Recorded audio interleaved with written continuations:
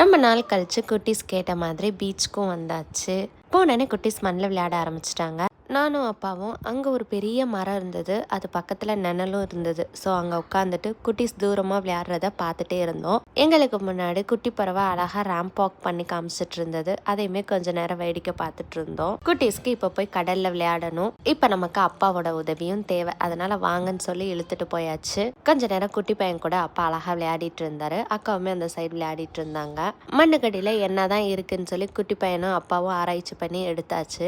அப்புறம் கடல்லையே அதையும் விட்டுட்டு வந்துட்டோம்.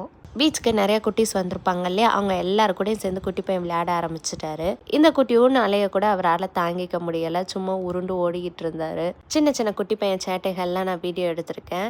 அழகா குட்டி பையன் ஷேப் கொண்டு வர முயற்சி பண்ணுறாரு. ஆனால் இந்த அலை பாருங்க, அவரு கூட விளையாடிட்டு இருந்தது. கடைசி வரைக்கும் அவரால் ஷேப் எடுக்கவே முடியலை.